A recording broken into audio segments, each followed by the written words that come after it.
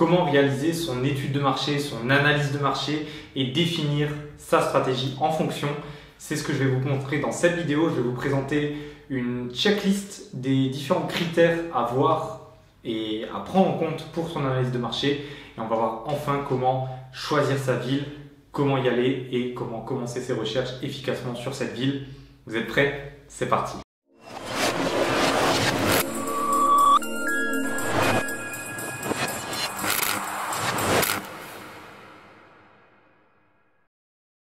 Bonjour très chers investisseurs, futurs millionnaires, je suis Franck, le fondateur d'Immomillion et dans cette vidéo, je voudrais vous partager comment réaliser son analyse de marché. On va passer sur mon ordinateur dans un instant et je vais vous montrer les différents critères. Je vais vous partager la checklist des différents critères, des différentes questions à se poser pour réaliser son analyse de marché. Avant ça, s'il vous plaît, abonnez-vous à la chaîne YouTube si ce n'est pas encore fait. Vous avez le lien juste en dessous de la vidéo. Et donc, comme petite introduction à cette vidéo, je voudrais revenir sur un truc et j'ai fait une vidéo déjà sur ce sujet-là. C'est par rapport à la meilleure ville, la meilleure stratégie, etc. Ayez bien en tête, s'il vous plaît, qu'il n'existe pas une ville, une stratégie, une technique meilleure qu'une autre en immobilier. Ok? Définissez votre objectif en fonction de votre pourquoi. Et une fois que vous êtes clair sur votre objectif, demandez-vous quelle est la meilleure façon d'atteindre cet objectif le plus rapidement possible et le plus efficacement possible. Et la stratégie de Monsieur Dupont ne sera pas la même stratégie que Monsieur Jean-Philippe. Donc, prenez le temps de bien définir vos objectifs, prenez le temps d'analyser votre marché et n'allez pas en fait vers tout ce qui brille. Okay, on a certains investisseurs qui crient très fort sur Internet, voilà, cette ville elle est hyper rentable, etc. Ok, elle est peut-être bien pour cette personne-là, mais elle sera peut-être pas bien pour vous. Donc. Et peut-être que cette ville, elle va être à 600 km de chez vous, donc c'est peut-être pas l'idéal. Sachez déjà qu'à moins de 200 km de chez vous, il y a tout ce qu'il vous faut. Okay, et c'est pas parce que vous allez aller faire 100 km de plus encore ou aller à 500 km de chez vous qu'il y aura une ville encore plus intéressante. Toutes les villes sont plus ou moins équivalentes. Il y a certains avantages dans certaines villes, des inconvénients dans celles-ci aussi. Il y a des avantages, des inconvénients partout. Donc, trouvez celle qui vous correspond le mieux. Et donc, pour ça, il y a des questions à se poser et c'est ce qu'on va voir tout de suite. On se retrouve sur mon ordinateur. Ok, donc comme promis, voici la checklist d'analyse du marché, les différents critères que vous devez respecter quand vous faites votre analyse du marché. Donc, le but, c'est pas que je vous dévoile le document en une fois comme ça, je veux le faire avec vous, histoire qu'on voit en détail quelles sont les questions à poser, mais surtout pourquoi il faut les poser. Donc, très rapidement, encore une fois, on en a parlé, chaque ville va avoir sa propre tendance, il faut que ça corresponde à votre objectif. Chaque ville va avoir plutôt une tendance soit de rentabilité, soit de potentiel patrimonial, si je peux dire. On en a parlé, donc si je prends deux exemples, on a par exemple Paris, où clairement il va y avoir du potentiel patrimonial énorme, où voilà, on ne veut pas spéculer, mais si vous achetez un bien 100 000 € à Paris aujourd'hui, enfin 100 000, si vous achetez 200 000 on va dire, à Paris, il y a de fortes chances que dans 5-10 ans, vous le revendiez plus cher. Si vous faites la même chose à Saint-Étienne, ça ne va pas être la même chose. Saint-Étienne, c'est un exemple, hein, mais il y a beaucoup moins de potentiel patrimonial, il y a beaucoup moins de prise de valeur dans le temps. Au contraire, il y a peut-être même un risque de perte de valeur. Par contre, la rentabilité du bien, naturellement, elle va être plus intéressante dans des villes comme Saint-Étienne qu'à Paris.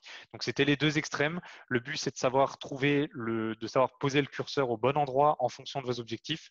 Et une fois qu'on a posé son curseur, et surtout pour poser son curseur, il y a différentes questions à se poser sur la ville, sur le quartier, sur les locataires. Parce qu'en fait, c'est comme une entreprise qui veut lancer un nouveau produit. Vous, en tant qu'investisseur, vous voulez lancer votre appartement, c'est votre produit, c'est votre service. Vous allez le proposer à une certaine clientèle qui sont vos locataires. Et donc, il faut savoir qui sont ces locataires, où est-ce qu'ils vivent, dans quelles circonstances, qu'est-ce qu'ils recherchent. Parce que certains types de locations vont pas marcher par rapport à votre objectif, d'autres vont très bien marcher par rapport au type de locataire et à votre objectif. Donc voilà, encore une fois, il n'y a pas de ville meilleure qu'une autre. Il n'y a pas de stratégie de type de location meilleure qu'une autre. C'est vraiment en fonction de vos objectifs et c'est pourquoi vous ne pouvez pas passer en fait cette étape de l'analyse de marché pour définir finalement votre stratégie précisément. Donc, si on commence rapidement, enfin si on commence avec la ville, donc la première des choses, comme question à se poser sur la ville, c'est déjà de comprendre quel type de ville j'ai à faire. Donc les questions ne sont pas forcément dans l'ordre, mais on va voir qu'il y a beaucoup de choses qui vont se recroiser. Et donc voilà. Donc d'abord, voilà, combien d'habitants, quelle est la démographie de la population? Ça nous permet de savoir quelle est la taille de la ville. Et la taille de la ville, le nombre d'habitants, va définir directement le flux que vous allez avoir sur la ville. Si vous investissez dans un village de 5000 habitants, que vous faites vos recherches dans un village de 5000 habitants, forcément, il n'y a pas autant de biens qui vont sortir sur le marché que dans une ville de 300 ou 500 000 habitants. Ça paraît logique. La démographie de la population, c'est pour voir l'évolution de la population, c'est-à-dire est-ce que la population augmente, est-ce qu'elle diminue, est-ce qu'elle est stable? Et souvent, même quasiment tout le temps, enfin tout le temps, la démographie de la population est directement liée à l'évolution des prix. Si vous regardez la démographie de la population à Paris, encore une fois, ça fait comme ça. C'est parce que les prix continuent, et du coup, les prix continuent toujours d'augmenter. Quel est le prix au mètre carré? Et là, déjà, vous allez avoir un indicateur où se situe la ville. Plus le prix au mètre carré va être élevé et plus ça va être compliqué de faire de la rentabilité. Et donc, plus ça va être normalement une ville qui a une certaine valeur patrimoniale. Quel est le loyer au mètre carré du coup? Quelle est la rentabilité brute moyenne? Et donc là, simplement avec le prix au mètre carré moyen et le loyer au mètre carré moyen, vous allez pouvoir calculer des rentabilités brutes moyennes et ça va vous donner un indicateur sur la… Donc déjà, rien qu'avec ces deux questions, ces deux lignes, vous savez dans quel sens vont les prix et où se situe la rentabilité moyenne de la ville. Donc vous avez déjà une possibilité de placer votre curseur. Mais pour affiner tout ça, on va se demander, OK, combien ça vaut un studio? Combien vaut un T2? Combien vaut un T4 ou plus? Combien se loue un T2? Combien se loue un studio? Combien se loue une chambre en colocation? Combien coûte une nuit en location courte durée? Donc, on va se poser toutes ces questions pour affiner. OK? La ville se trouve-t-elle sur un axe majeur? Est-ce qu'il y a une opportunité par rapport à un axe majeur, une autoroute, une nationale? Est-elle bien desservie par les transports? Est-ce qu'il y a une gare? Est-ce qu'il y a un aéroport? Est-ce qu'il y a un port? Est-ce qu'il y a un métro, un tram, un bus, une location de vélos, de trottinettes? À combien de kilomètres ou de temps de chez moi se trouve la ville? Si vous habitez à Paris et que vous voulez investir à Marseille, à moins que vous ayez des intérêts là-bas, voilà, c'est peut-être pas le plus simple en termes d'énergie et de temps à passer. Y trouve-t-on des établissements d'enseignement? Y trouve-t-on des grands commerces ou centres commerciaux? Y a-t-il des zones d'activité économique industrielle? Quels sont les plus gros employeurs du secteur?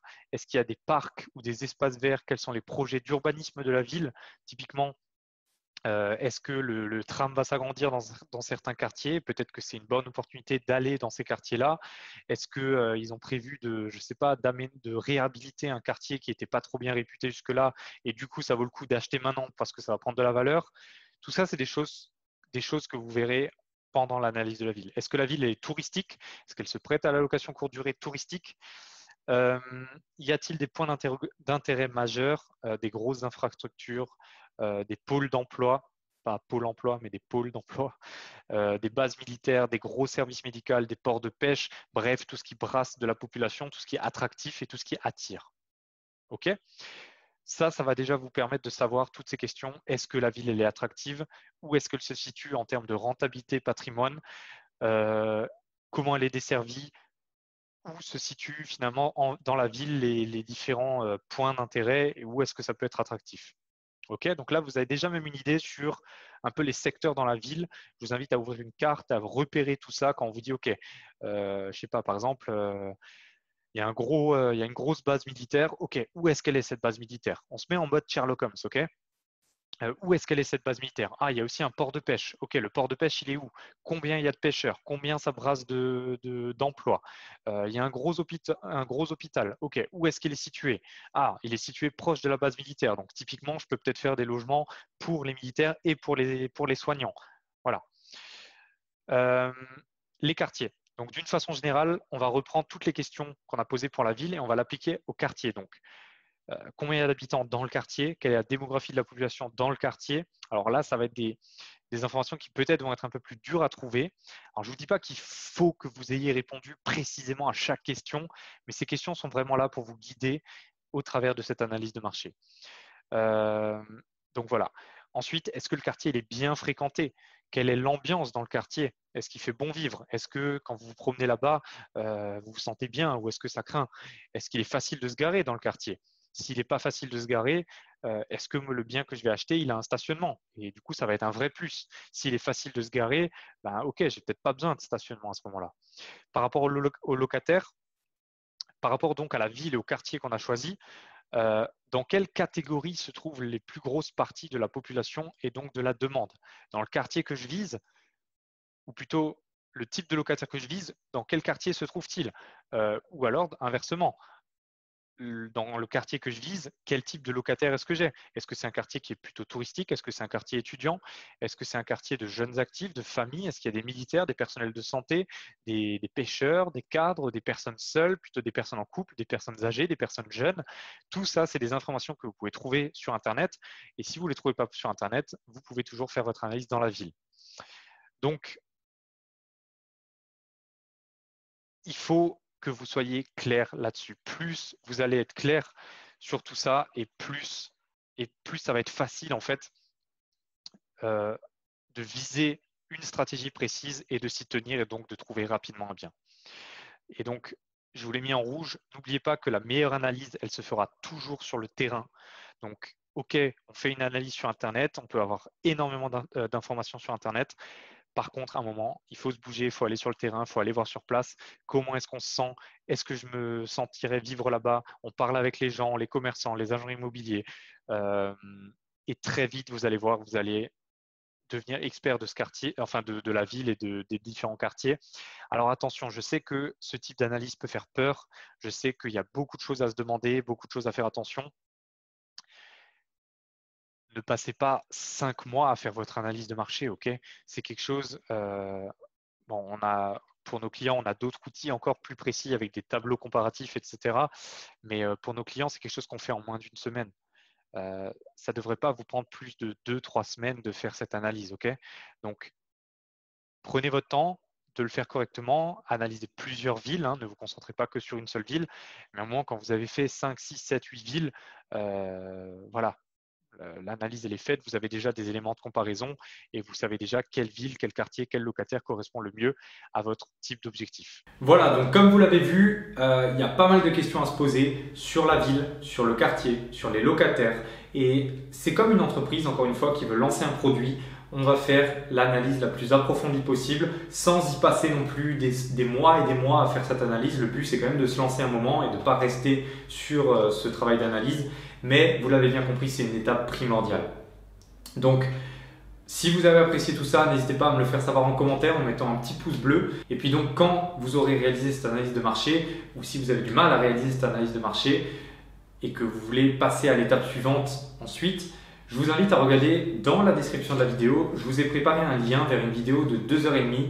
C'est une formation offerte, une réelle formation offerte de 2h30 où je vous partage énormément de contenu. Donc, on va voir ensemble justement comment réaliser cette analyse de marché. Je vais vous présenter d'autres outils encore qui vont vous permettre de réaliser cette analyse de marché.